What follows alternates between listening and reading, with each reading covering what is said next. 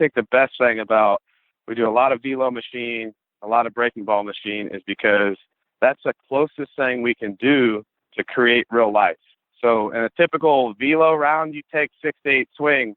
To me, if you square the ball up 60% of the time, that's a pretty good round.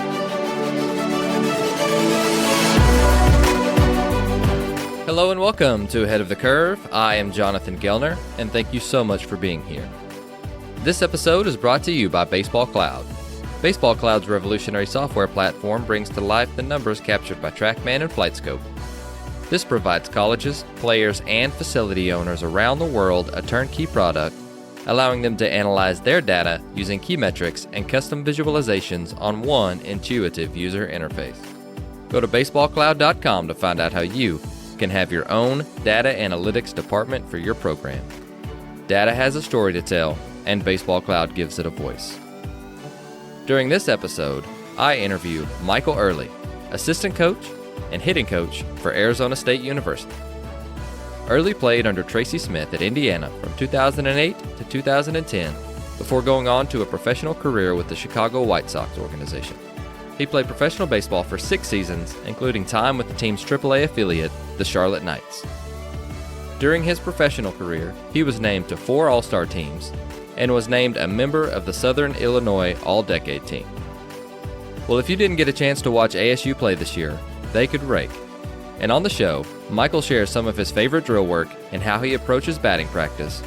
And we also discuss the types of tech that he finds useful, and he shares what they use for decision training as well as self-scouting. Ladies and gentlemen, here is Michael Earley. Coach Earley, welcome to the show. John, good to be here.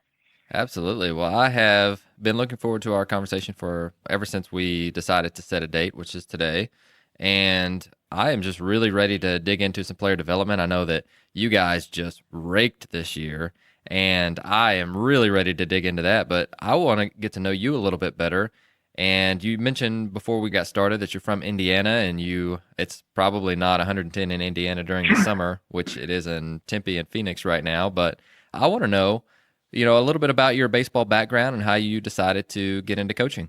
Yeah, well, first, it's not 110, but it gets pretty humid, so it can that humidity when you're not in it, you're like, whoa. But yeah, so I played for Tracy Smith in Indiana, actually. So that's kind of my connection with him at Arizona State. And 2 years ago, I went out there just for a visit, like a 4-day visit, said I wanted to shadow the program. I had every intention of leaving after those 4 days with a possible job, and I did. So he thought I was just coming to visit. I was out there. I wanted to stay. So I'm really out there and coaching because of him. He's someone I always wanted to coach for, and he's someone I've always looked up to. And, if he would have been in Indiana, I would have tried to coach in Indiana. Mm-hmm. If he would have been at somewhere in Maine, I would have tried to go coach out there too. He just happened to be at, one of the best baseball programs of all time. So I think it just made it a little sweeter. Absolutely. And he's a fun follow on Twitter as well. Seems like a very passionate guy and just seems like an awesome guy to work for. Yeah, he is, man. He is pretty funny on Twitter, and he's a character, but he's such a hard worker, and he's so family oriented, and it's just it makes everyone's life easier because he does such a good job with our staff and our players, and it's easy to come work hard for him every day. For sure.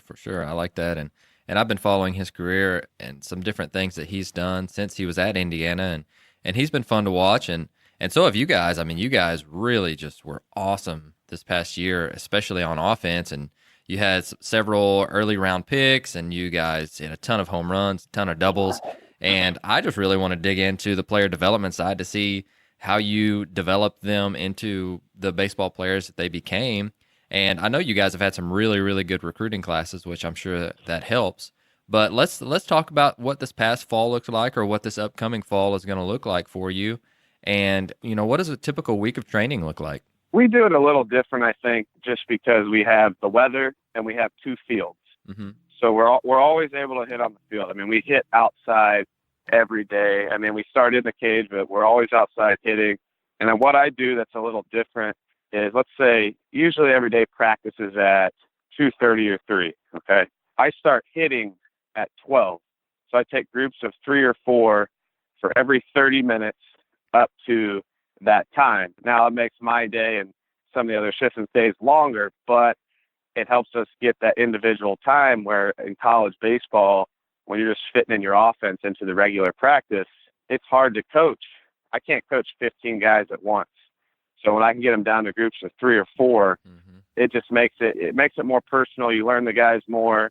And I just think it's really worked out. We started doing that last year. So group 1, you get 30 minutes with 3 guys, and that only counts for 30 minutes of their 20 hours a week, you said.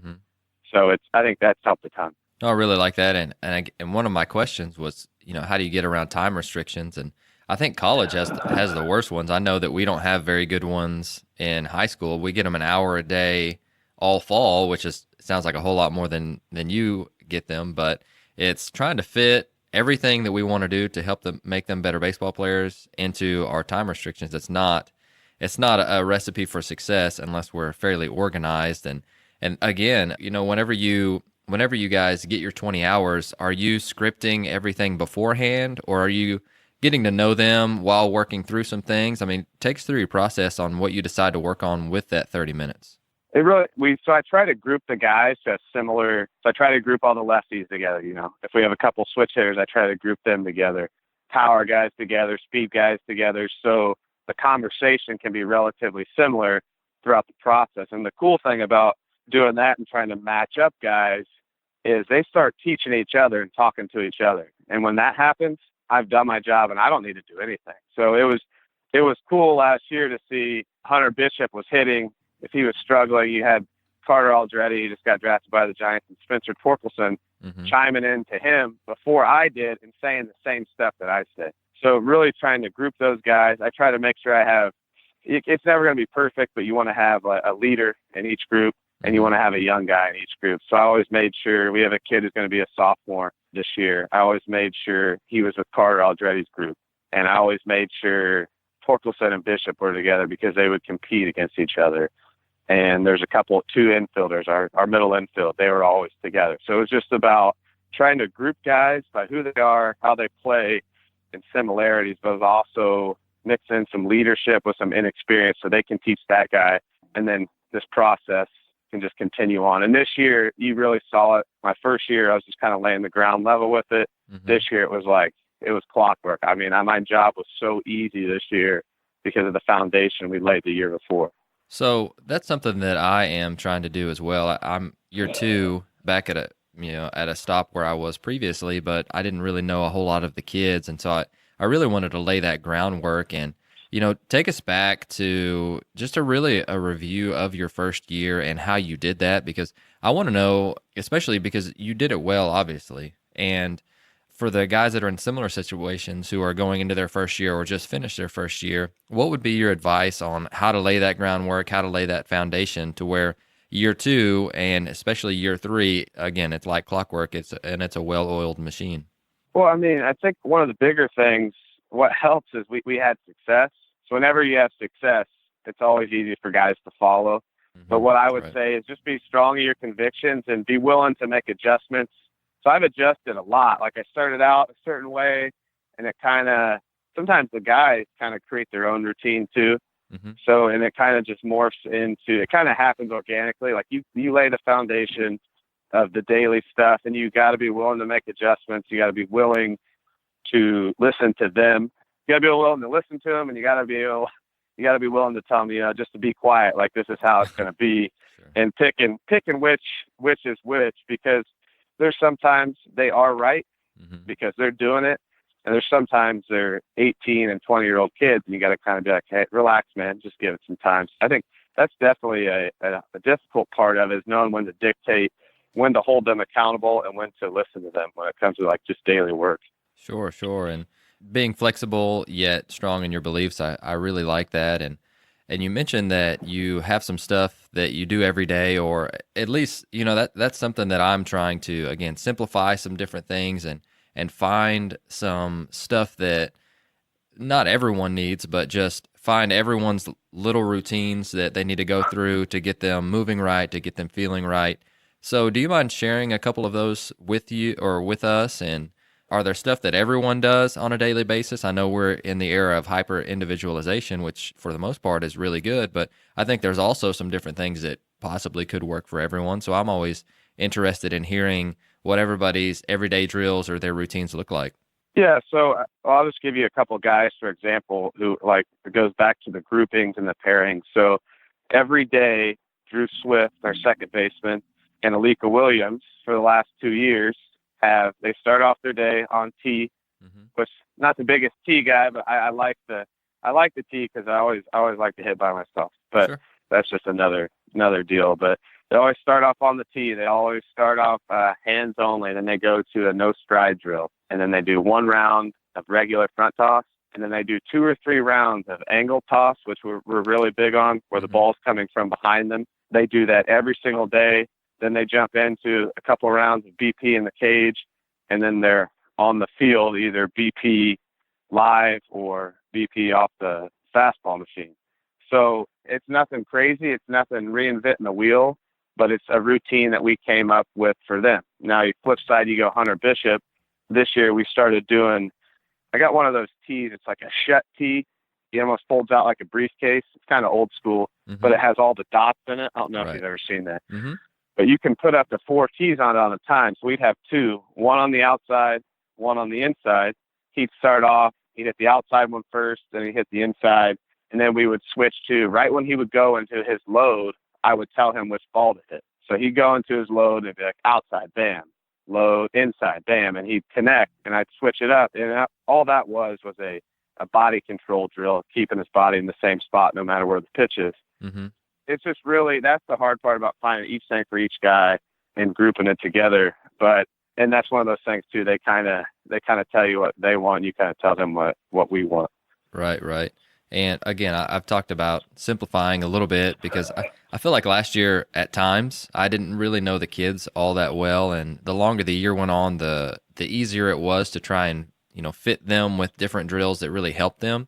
But early on, I was really too drill happy and just essentially throwing spaghetti at a wall to see if it would stick. And I think part of that process was okay just because I was trying to get to know them and see how they moved. But at the same time, I really want to do a better job of developing daily routines for those guys. And is that something that you've been conscious about over, the last couple of years?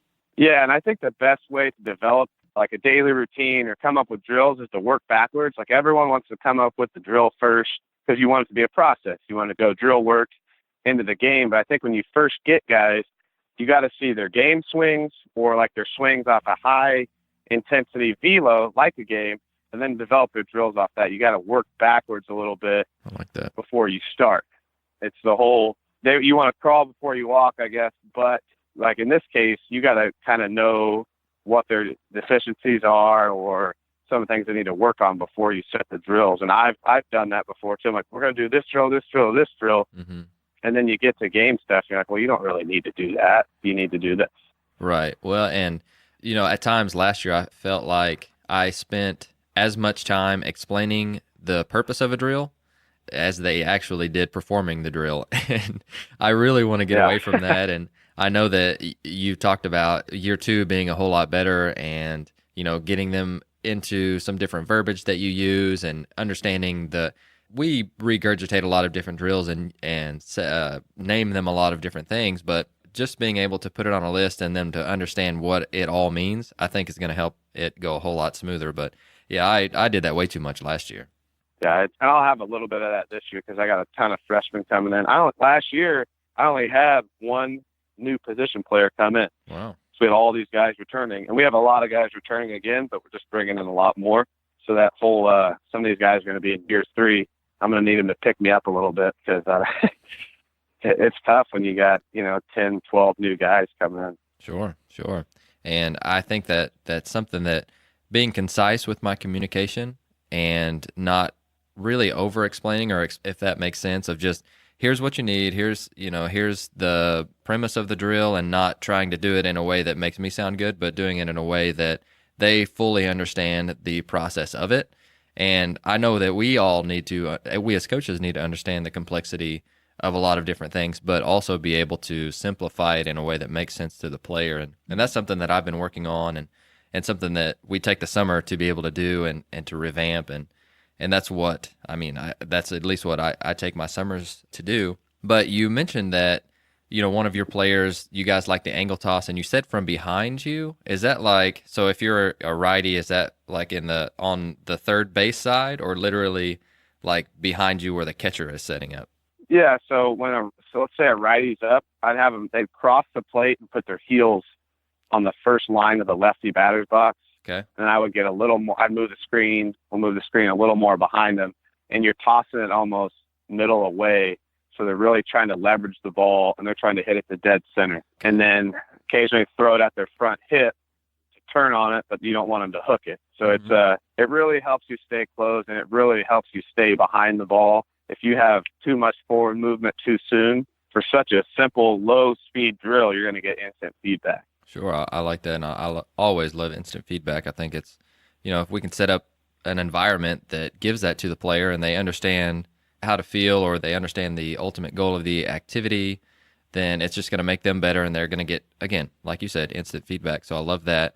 But let's talk a little bit about, the culture that you guys have built and are continuing to build. And obviously ASU is one of the all-time best, winningest programs, most successful programs. And so you've got that in your back pocket a little bit, but everyone wants to build a culture in their own way according to the individual and the head of the program. And so I just want to know, what are some different things that you guys do for culture building, and what are some things that are important to you and that you're very intentional about? Well, I think it first starts in recruiting. I think our recruiting coordinator, Ben Greenspan, and our head coach, they just do a phenomenal job of, you're trying to build a puzzle, and they're bringing in the right pieces. I think it starts there. Ben really does his homework on every guy, talks to a lot of people, try to get as much information as we can on the kids before we bring in this kid into the locker room. So I think number one, bringing in the right guys really, really helps with culture building, because if you're bringing in guys that all fit together, it makes your life a lot easier. And I think that's a big reason why we've been successful the last couple of years. Just as far as culture building, I mean, I don't know if we do anything crazy. It's just guys are always at the field. Like, they are always at the field. I never walk into the locker room and there's not 6 to 12 of them just hanging out. Mm-hmm. And I think it's just because, they generally like being around each other, and we bring in guys who live and die baseball. Like, you come to Arizona State, you're going to get a great education, but if you come here, you love to play baseball. And I don't think we do anything, occasionally we have team meals, or I think a couple of the guys went hiking last year, but it's nothing, no campfires or anything like that. It's just bringing in guys who love to play, and this is their life. And I think that's enough. I love it. And again, we can do all of these different culture building things, but if we're not spending time with each other, then I don't know how much it really matters. And you mentioned earlier that you really like to start with their in-game swings and then work backwards from there. So for our listeners who they're just wondering what you're looking for whenever you're getting started in the fall, and I'm sure you've seen some of the incoming freshmen hit in games and maybe a little bit on the side, but you haven't gotten to work with them every day. But where do you start whenever they come in, and what does that look like from really the first day, and how do you progress forward towards that? Because in my mind, I'm thinking there's a lot of these different things that we can fix, but here's where I want to start, because some of this may clean up the rest of it. So in short, where do you start whenever you're looking for what a player needs to work on? First, when they first come in, it's one of those things where you always see stuff you want to fix, even when you're recruiting them. But you recruited them there for a reason, because you like what they do. So I never try to jump on guys too quick with changes. My big philosophy is they'll come to you. And so I really try to wait. I really do. And that's what's great about fall ball in Arizona, is because we're already outside. We can see those game swings in the first week, and we can see those high intensity swings. And when you're bringing in the right type of kid who's obsessed about getting better, they will always come to you. That's been the biggest thing, is I never want to get on a guy too soon, because some people are pretty sensitive about their baseball swing. I don't know if you've noticed that. Sure. in yours, I mean, if you're too critical early, I think you can lose guys. Mm-hmm. So I think what's been easy for me is I've had some really good hitters who come to me a lot. And then those younger guys see that and they feel comfortable doing it, and it just becomes a part of the process. So I think early on, you got to kind of let them sink or swim, and then they're going to come to you. But when they come to you, you have to be ready to give them an answer or give them an idea or try this, let's try that. If this doesn't work, we'll try that. But these kids, man, they will always know if you're not prepared. So that's something I never want to be. I love that. So you've got a ton of different players from different parts of the country, and you've got your West Coast guys and guys in the South who are probably seeing a ton of velo, and then you've got maybe guys from smaller schools or from just different parts of the country where they may not be seeing that a ton. So is that something that you guys do a lot of in the fall? You've mentioned the machine a couple of different times, but how do you use it? So I use it on two different ways. We do two different types of hitting. We have like comfortable days and we have disruption days. And I think it's both are good for you because you got your comfort swings. It's big in the game right now. Everyone's like, what does 40-mile-an-hour BP do for you? What does hitting off the tee do for you? What does front toss do for you? You're right. I don't think it prepares you that much for the game, but there's something to be said about confidence. Mm-hmm. So you're feeling good. That stuff makes you feel good. Sometimes you step in the box and you're feeling good. You're going to be right. But I think the best thing about, we do a lot of velo machine, a lot of breaking ball machine, is because that's the closest thing we can do to create real life. So in a typical velo round, you take 6 to 8 swings. To me, if you square the ball up 60% of the time, that's a pretty good round because it's hard. Now, guys really get frustrated. They get mad at the machine. They get mad at the timing. That's the same stuff you get mad at when you're facing a live pitcher. Sure. So yeah. It's really about just failing better. I've heard people say, which I love, you got to fail. The best thing about those machine rounds is when guys will struggle for 2 or 3 rounds, and in their last 4, 5, 6 rounds, they're squaring everything up because they made an adjustment. So I think that the best way to train is to train as close to game-like as possible. And I think there's room for the easy stuff because that stuff makes you feel good, and that stuff, confidence and hitting is everything. So I try to mix that stuff up as much as possible. I like that. And again, that's something that this fall I'm trying to find the mix of, okay, here are our swing deficiencies and things that we want to work on, and I want to get them comfortable moving in a certain way before I throw too much stress at them because, once you get into the velo machine, all you're thinking about is squaring the ball up. You're not thinking about how to move. You're not thinking about what feels right. And a lot of times you can revert back to what you started with and what you've been doing for a long, long period of time unless you've started to ingrain the different movement patterns in a way that feels comfortable for you. And it's kind of that baseline. But what's your advice with that? Because I've been trying to find the right mix, and it's going to be different with each kid because some kids are going to grasp a little bit better than other kids. But you're so limited this fall that you don't have a ton of time to be able to do this and that. And I guess I've got a little bit more time than you do, but being able to take a little bit of time to make sure we're moving well and then put them in stressful situations and trying to find the right mix. So what's your advice for me for that? I think as a coach, you got to be willing to sacrifice, some of your life and your time just to make them better. I think a lot of the issues with some coaching is, and it's not anyone's fault. It's just, if you can put in more time than the next guy, I think you might have more success. So for me, it's if I have to start at 11 instead of 12, because I got to log this guy in for his time. If I got to start at 11, or if I can get him in between class at 10, you know what I mean? If I can get him for 15 minutes now, and then he can't do something later in the week for 15 minutes, I think that's what it is. I think as a coach, for me, I'm always pride myself on always being available. Mm-hmm. And I always want to have that, that thing in the back of your mind. Well, I'm out here more than this guy. I'm out here more than that guy. And I think that for me, that makes me feel like I'll have a little edge. And who knows? I don't know what anyone else is doing. I don't know how much time each coach has put. I don't know, but I like to always think like, you know what? I don't know if anyone's putting in more time. They might be putting in just as much. So I think for me, it's if you're willing to do more, I think you have to. I think you can't just crunch it into the small part of the day you get. No doubt, no doubt. Another aspect that I am constantly looking to improve on is ways to train adjustability in the swing. And you talked about Hunter and his 2T drill, which I really like that. And you're talking about posture and being able to adjust. So besides that, what else do you have for us? Open up the bag and just throw everything out that you've got. So we do a lot, like I said, working backwards. So some of the harder stuff we do in our new facility, we have 2 slider machines. Righty slider, lefty slider.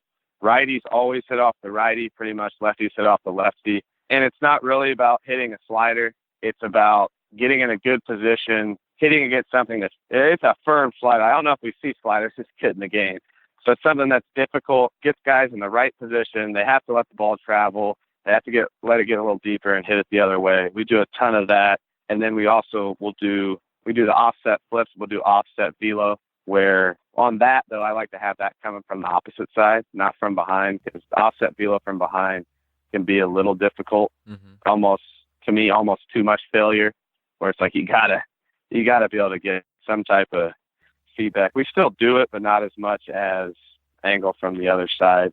And it really, man, it's just a lot of timing disruption. As much as I can disrupt their timing, where they figure it out in the end, and then on the flip side, make them feel really good and comfortable before the game. I think that's been our biggest thing we've done to develop these guys, is because we're getting some good players. So that doesn't hurt. And we got some guys with some really, really good aptitude. So you try to throw as much stuff at them as possible, try to almost beat them down, make them feel good right before it's time to go into the game. And I think you got something special. Oh, that's really good. What machines do you guys use? Like, is it the spin ball or the hacks? No, we got hack attacks. I think we got about 6 of them, and we use them so much. We've broken them a couple times, but they got great service. I got to say that they're some of the best service people I've ever dealt with.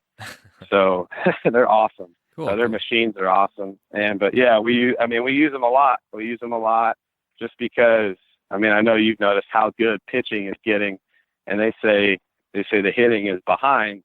So what we're trying to do is we're trying to catch up, and some of these guys, man, are throwing these high spin rate, high vert balls, and we're up there trying to hit them. So we try to recreate that stuff as much as possible. So yeah, it's a ton of that. It's a ton of fast timing disruption stuff, as much as we can do, but also at the same time knowing when to dial it back and, give them some comfort food. Oh, I love that. And I love that you're mixing in both, because, like you've mentioned a couple of times, if we're consistently beating them down without any success, it's going to make them a little bit better. But man, it's that you can definitely, blow their confidence with that. And so another thing that I've been really trying to dig into lately is decision training and getting them to make better decisions while hitting.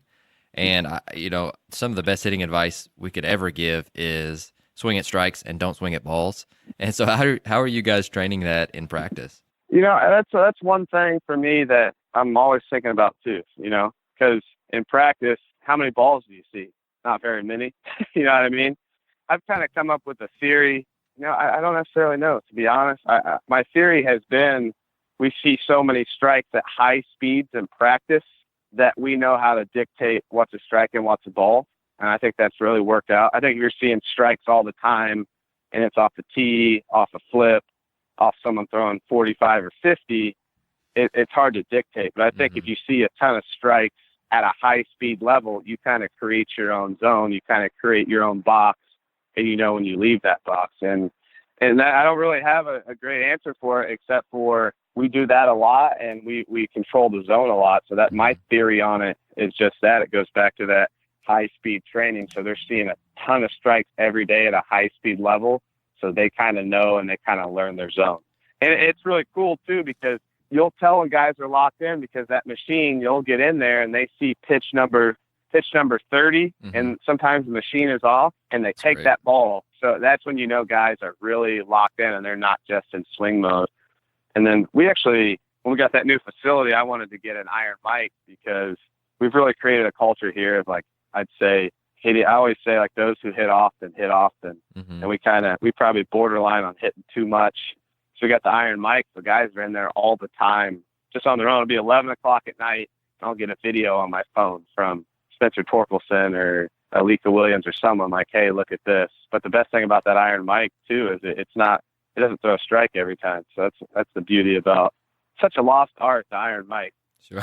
But our guys love it. So that's the only machine I've seen where it's like it's just inaccurate enough where you can get in there and not just be in swing mode. But I don't have a great answer for that, except for I think the more high intense stuff you can do in the zone. I think you learn to create your zone. Sure. And we've got the hacks, and you're right. Every now and then they'll just throw a filthy splitter whenever you're trying to see velocity, and it just drops off the table, and you're like, well, how do you hit that? And I'm like, I guess you don't swing at it, because I don't know if you can. But I like that, and we have a couple of the home plate machines, which are the big black ones with the wheels, and they have the home plate on different them. Pitches. Yeah, and those are really hard to time up, but I really like the idea of being able to use those, but the timing mechanism is kind of tough, so we haven't used that a ton. But we're getting in a spin ball machine this summer, which I hear are really good, and you can actually control the spin rate. So we're going to be messing around with those a little bit. That's the Rawlings, the big red ones. I've seen those. We almost got those, and I just kind of stuck with what we'd always use. What kind of high school do you coach at, man? Jeez, what?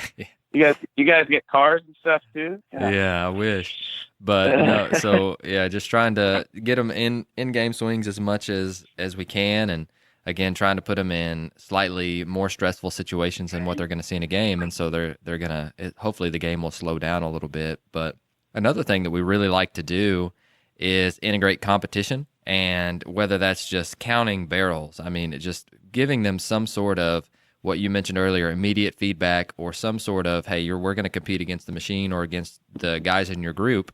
And you hit on that a little bit earlier of where you're trying to group guys up that are competitive with each other. But what are some different competitions that you like? I tell you what, when we're around that cage, we get some, what do you call them, alpha male type guys, or they think they are. So the trash talk a little bit for us can get a little intense, just like even against pitchers, almost too much sometimes, where I got to kind of dial them back. But we pride ourselves on having a little edge. I think the bat flips at times can get a little out of control, but I guess that comes with it. But we did something really cool this spring because we had a smaller roster, and we don't do like occasional have, like a competition round where, you're counting barrels or base hits. But we do a lot of that with the pitcher. So we had our Friday and Saturday guys, okay? They would throw their 4 or 5 innings when they're just starting. Well, we had our 4 best hitters hit off those guys continuously. Mm-hmm. So Alec Marsh, our Friday guy, never had a stress-free inning. He never saw 7, 8, 9-hole hitters till our first game. So he was facing our 1, 2, 3, 4, and 5 hitters sometimes every time he pitched. And our hitters were facing our Friday and Saturday guy. And that's the most our hitters ever struggled was in practice, because they weren't seeing the bullpen guy ever, the freshman who's not ready. They never saw that guy in practice. So competitively, I know it's not like, I'm not sure if I'm touching on exactly what you asked, but competitively right, it goes back to what we were saying with failing better, struggling in practice, and I think it really helped us really to start the season, because there was a day where we punched out a ton. You kind of had to step back and be like, okay, we don't do this a lot, but it was great at the same time because the pitchers kind of gave it to them a little bit. So we had to make an adjustment, which it's kind of hard to do when you get deeper down the roster with some of the younger pitchers. So I thought Coach Smith came up with that idea, and it was great, and it really helped us out a ton. So I'm assuming that trash talk was allowed and encouraged. Yes and no. It's one of those where that's not our mentality. Inter squad, that's always going to happen. Mm-hmm. We always do it to each other, but we really pride ourselves as a team at just kind of letting our play talk for itself. We don't promote. We stay with our guys. We do not talk to the other team. That is mm-hmm. a big thing. We don't believe in. But you better believe when it comes to in practice stuff, hitters, pitchers, some of these guys are buddies. Yeah, it can get pretty entertaining at times. No doubt. I'm always looking for different ways to do that, and I like that a lot.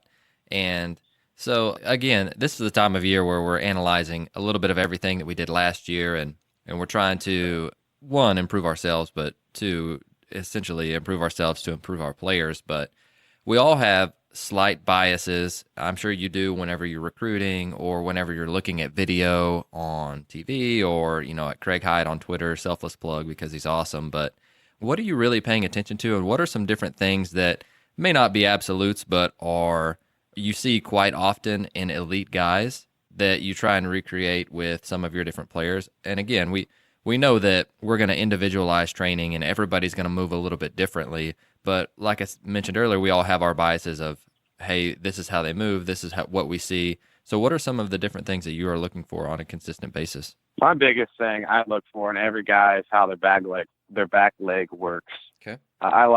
It's the old whole, when you land before you get to launch position, I like guys to be in around a 60-40 position. And when that back leg turns, if you got a guy half turns, if he turns all the way, I firmly believe that back leg almost needs to be in an L shape. Like that straight back leg, to me, it tells me you're coming off your legs, you're coming forward. And I haven't seen a lot of guys have success that way. So like for me, when I'm watching anyone as a hitter, I'm watching their setup first, and I'm watching how their lower body works. Because to me, if you can get to that position more times than not, you're going to have a sustainability, to have success and to hit.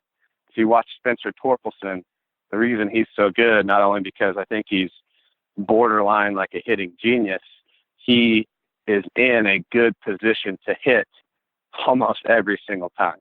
And it really starts with the lower half, the foundation, your base.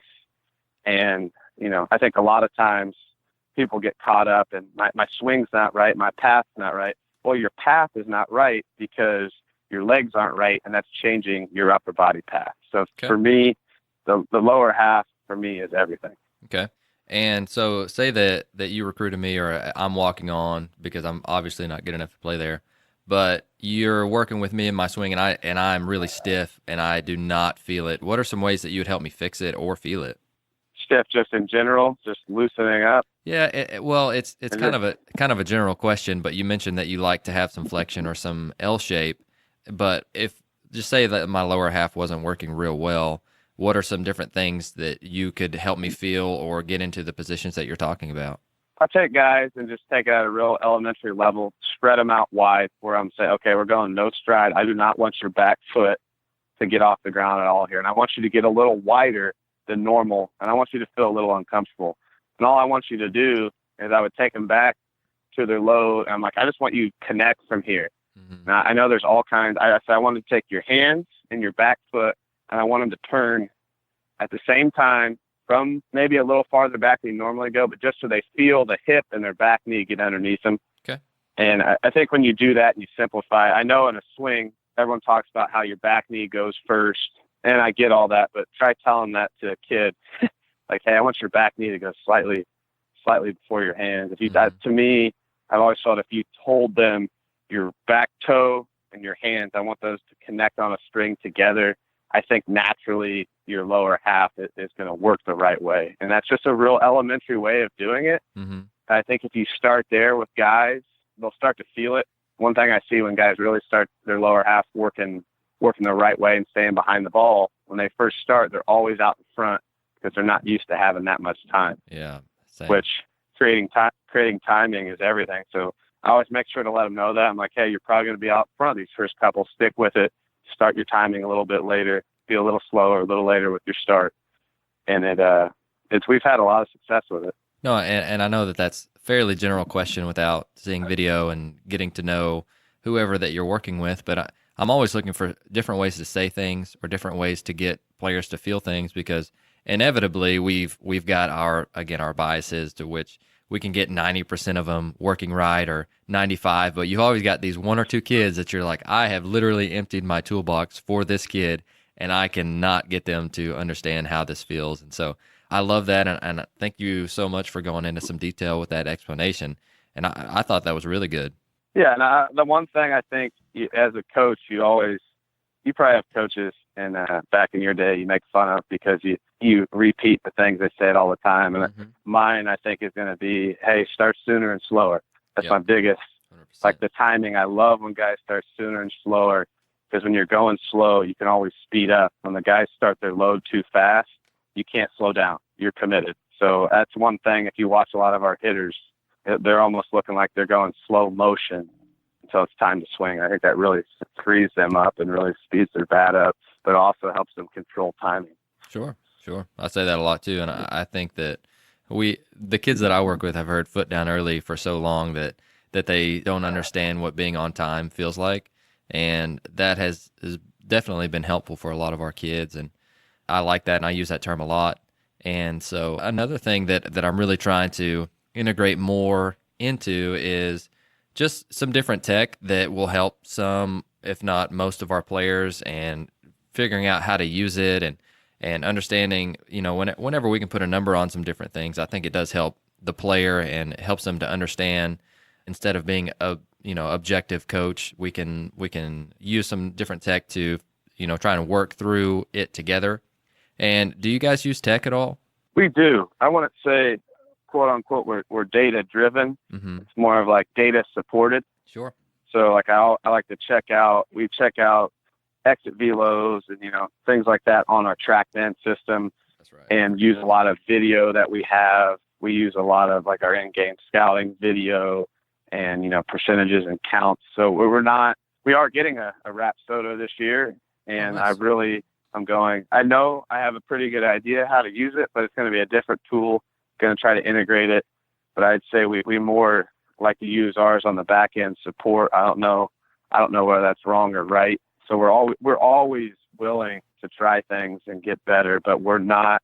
I wouldn't say we're not out there taking BP and checking all that stuff instantly, mm-hmm. which we are going to do a little more of because I think there's a lot of value in it mm-hmm. for certain guys, but some guys I don't think it's great for.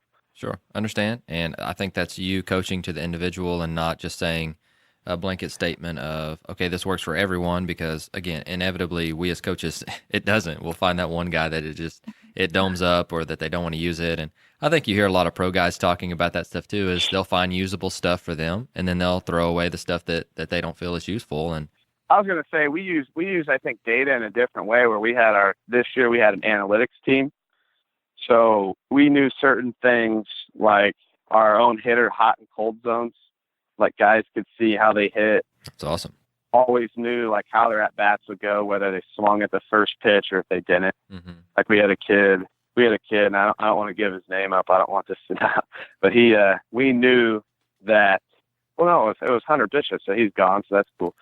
We knew there's a certain point in the year, whether he swung at the first pitch, if he swung at the first pitch, the rest of the at-bat, no matter what, he hit 134, something crazy. Mm-hmm. If he took the first pitch, whether it's a strike or a ball, he hit like 700. Mm-hmm. And I don't know maybe it was the timing for him, how he processed the information. So just little things like that. I mean, you can tell him that because you can see it, but when you have the numbers there, and the guy, like Sean Castro was our guy, he did a great job this year. Mm-hmm. When you can show them stuff like that, that's the kind of stuff we use. 100%. Yeah, and then we use, I don't know if you've probably heard of it. It's becoming really big. It was on the College World Series this year, but the Synergy video system. Mm-hmm. So we see every pitcher before we've ever faced them. That's awesome. We do all our own scouting. The days of trading reports are over for us, just because we do all our own scouting. Guys can see pitch shapes before they face a guy. We know 2-0-3-1 that you throw a fastball 97% of the time. We know this reliever comes in the game, first pitch with a runner on second, he throws breaking ball 75% of the time. You also know that if he gets ahead 0-1, it's 100%, or if he gets down, etc. Like you have little tidbits of information like that, and I'm in the dugout with them, so I can kind of dumb it down. So they want to ask, hey, what do you think he's going to throw here? Well, I have my feel of the game. I know who's throwing. And then I have the data to back it up. So when you run through those real quick in your head, you can spit out a good answer. I think that stuff really, really helps. Sure. And has that, I'm assuming that it has, but how has that helped you shape different approaches and curtail them to the individual? Because I think that, we talk about mechanics being individualized, but I obviously approach, and I don't think approach is talked about enough. No, it's not. So that's the biggest thing, is you're able to have a plan before you step into the game, where I think before you're relying on other people's reports and you haven't really ever seen them. So yeah, and you can self-scout as much as you scout the other team. So that's one thing. You talked about off-season reflecting. And then last night, actually, I was sitting with my old personal trainer who happens to be a close friend, and he was a really good football coach. And he's like, I was telling him about it. And he said, if you're not doing self-scouting in the middle of the season and all the time, he's like, then you're making a mistake. And I'm like, you know what? I think we could probably do a little more of that because our guys, I mean, we got a different level of talent. And I think if they're armed and they know their weaknesses, sometimes that's going to help them more than knowing the opponent. And I think that's one thing I'd really like to. Some guys do it more than others. Like Spencer Torkelson sees every at-bat I think he's ever taken. He self-scouts himself. And I think that's one thing I want to build in more is more of the self-scouting. As much time as we put into scouting the other team, I think I want to try to put in, equal amount of time scouting ourselves. Sure. And I think that's a great conversation, at least a great conversation starter is, asking them, how would you get yourself out? And I think that if they don't have an idea, then that's a different conversation because you need to be aware of how you're getting out and how pitchers are throwing you and what trends that you're seeing. But that's just something that, especially this fall, whenever we're starting to work on stuff, you mentioned working backwards from your game swing, which I really like a lot, but also is how would you get yourself out and how can we work around those weaknesses to try and make them better and obviously keep working on your strengths as well. But I really like that. And I love that you're mentioned self-scouting because again, that's something that if we don't know ourselves and we don't know how pitchers are throwing us, how we're getting and if we are getting ourselves out, then I think that we're missing the boat completely. No, yeah. And it's, I'm going to take some time, I think, here in the off season, just do each individual guy and probably try to watch, close to 100 at bats of each, probably, 25, each quarter of the season and just kind of come up with almost like a player development plan or page and kind of like, look, here's what I see. And then even try to get a hold of some opponents' reports on us just to give it some validity. And look, it's not, everyone wants a big secret. Like if you continue to swing at the 0-1 changeup, they're just going to keep throwing it. So it's really about, some guys think everything's more complex than it is. In baseball, it's like if something works, especially in college, just keep doing it. Sure. Like you don't need to set them up, just keep doing it. So I think that'll be something I really, really want to get better at. Definitely. And I love that segment. Again, it's something I don't feel like we spend enough time talking about. And another thing that I really like as far as in-season stuff goes is BP setup. And I'm always interested to hear how other teams are setting up their BP. So how do you guys do it? Would you say like for a game, like a game day?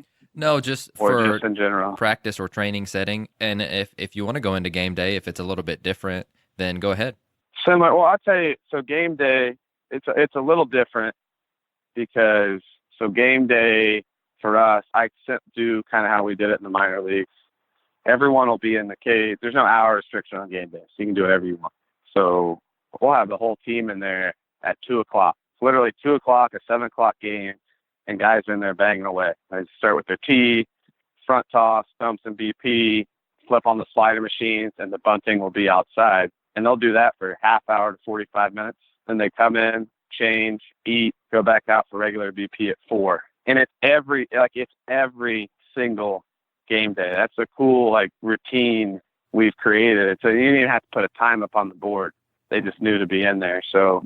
But when it comes to practice, I think I touched on it a little. We do a lot of so if Monday's off, Tuesday we're going to have our cage work before, and then we're going to be probably on velo machine on the field. We got a game Wednesday. Obviously, we'll be back to game day Thursday. So anytime we have a practice and I feel like they're feeling good, I want to try to speed them up and give them those in-game swings as much as possible, especially if we don't have a midweek game. We want to make sure the intensity is really cranked up for our BP. We did a thing at the end of the year we kind of came up with when we had end of the year, you don't have any midweeks, and then before the regional, you don't have a midweek. So we did a thing where we had machine going in one group on the field, guys facing live on the other field, and then guys hitting the slider machines in the cage. And it was just like a 3-group setting, but it was 3 different groups of pretty high intensity, tough work where you could easily just been taking regular BP, hitting off the tee. So I think that was something we did at the end of the year that I really liked and we're going to do moving forward. Sure. Now, do you have a certain amount of swings that you're trying to get in versus just deliberate practice? Because I think that's also a balancing act. I think earlier in my career, we tried to get like 100 swings a day, and obviously by the end of the season, dudes are just so tired. Yeah. And is it something that you're conscious about? And I think for the most part, more reps can be better. Not necessarily always are, but we also don't want to get like 20 swings a day and them just completely suck at it versus 100 swings where they're not being mindful of what they're doing. And so what's the appropriate mix for you, and how do you work through that?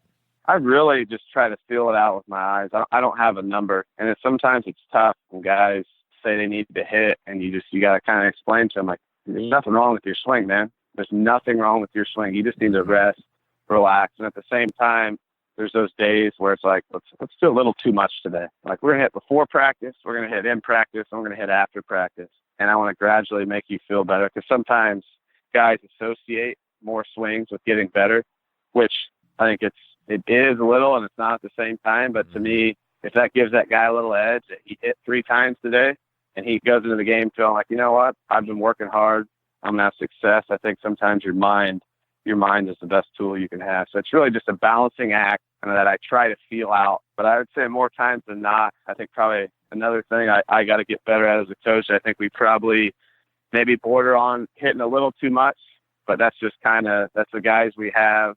That's my personality too.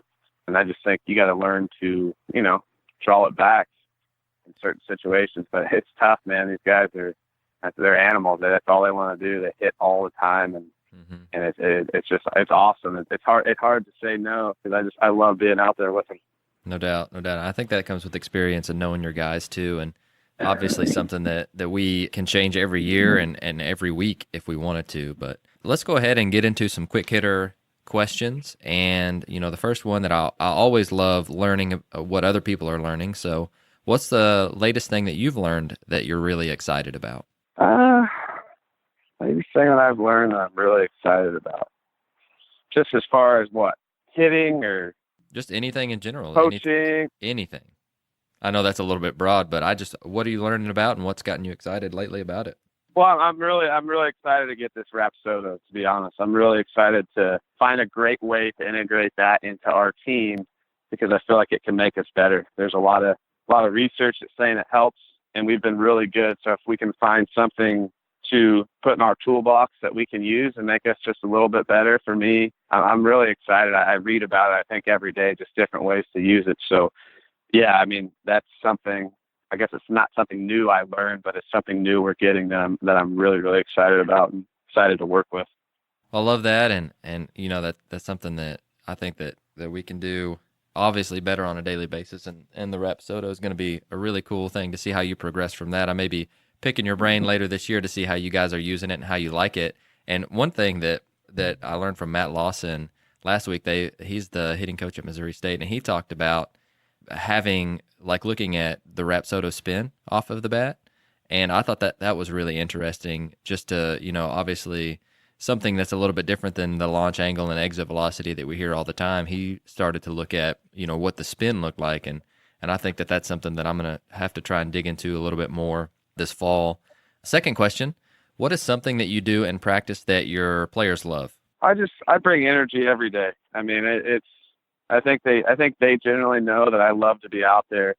And I got kids and family at home, but when I'm on the baseball field, that's all I want to do. Like, that's a big part of my life. And I think, and I hope that they feel that and feel the energy. And, it can get monotonous, but for me, it's like, I coach baseball for a living at Arizona State, and I absolutely love my players. And that's something I want them to feel and know. And I think it's just a genuine care and energy I bring every day. I think it's really helped me get them to buy in. And I think that's probably the biggest thing I do is relate to the guys. Perfect. I like that a lot, and I think that they'll feed off of that as well. Again, if we came to one of your practices, what would be 3 things that we would notice or that would stand out within the first 30 minutes or so? Efficiency. Everyone dressed the same for one, like uniform, just anywhere from hat all the way down to their cleats. You would see a very, very efficient practice and you would see high energy. And if you didn't see high energy, you'd see an upset Tracy Smith. Mm-hmm. So there would be Fantastic. 3 things he would see. Very, very efficient, everyone on time, a lot of energy. If you didn't see energy, you'd see accountability. If you saw energy, you would see just a bunch of people out there having fun and loving baseball. Sounds like your practices are pretty up-tempo and pretty fun to be at. Yeah, I mean, like anything else, you got to kind of embrace the monotony. I think I saw that quote the other day. I don't know if it was on your page or on someone else's, but I really liked it. So you got to try to trick yourself a little bit. But yeah, if you can keep it energetic and moving and, go, I think it's easier to keep guys locked in. Absolutely. Well, last one I've got for you is the resource question. I think that we're all a product of the resources that we read and the people that we're around. So what are some of your favorite books or resources that have shaped your coaching career? I don't know if I have too many. I'm big fan of, I think just books in general make you think, whether that book is about, what you're doing or not. So just like those throughout the baseball books I love Moneyball and I love Astro Ball. Okay. And there's a couple things in there that maybe doesn't relate to us, but it just gets your brain going and turning. So those are probably 2 of my favorites. I just finished Astro Ball this year and I really liked it. There's a segment in there about how they put in Carlos Beltran into their locker room because of the leadership and how you couldn't put a number on leadership and having a guy that was like the core guy. And I thought for college, I thought that was such a true thing. So we got all these talented guys, but you need that one leader to kind of pull everything together. Maybe he's not as good as the other guy, but just having that guy in the locker room, that was one thing from that book I really took away that I thought was genius on their part. For sure. Have you read MVP Machine yet? I think if you like those 2 books, I think you'd really like that one. MVP Machine, I'll give it a try. I'm a big on so I got a 20 to 30 minute drive to work and sometimes 40 minute home with the traffic. So I just throw on the audio book. I'm pretty, I might be a little too, I got 3 kids. So sitting down and reading a book is not even something I really enjoy, but if I can listen to it, I can get down with that all day. I'll give that one a try. Definitely. Well, Mike, I appreciate your time, and I really appreciate you spending so much time with us today and really talking about all things that you guys are doing offensively. But if our listeners would like to get in touch with you and just ask you anything that we talked about today or any questions in general, what would be the best way to do so? If they add me on Twitter, I'll send them a DM. I don't like to be the guy who gets into too many like Q&As on, on like where everyone can see. But my Twitter name is Early Baseball. Okay. If they tweet at me and add me and say, hey, I want to ask a few questions, add me, I would gladly add them and talk to them through direct message just to keep it private. Pretty open about stuff. So, if I see it and I got time, I'll gladly answer anyone's questions as long as they're not a high school player, because that would be illegal and I cannot do that. So I get a lot of high school kids ask me questions on Twitter and Instagram, and I feel terribly. I can't even respond to say I can't respond. So, So as long as they're not that, I'll gladly answer any high school coaches or any other coaches. I love it. Well, I'm just going to open up the mic for you and ask, is there anything else that you'd like to tell our listeners before you go? Yeah, it's a fun time being on here. We got an exciting team coming in. I don't know if a lot of people know, we just hired Jason Kelly as our pitching coach, who was assistant coach of the year last year. So that's a good one. Talk about a really good free agent get. And then, we're really excited about our team. I think we're gonna make a lot of noise this year, and you always have that off-season optimism, but I think our optimism here is really swinging towards off-season confidence and building on what we're going to do next year, and it cannot get here soon enough, I'd say that.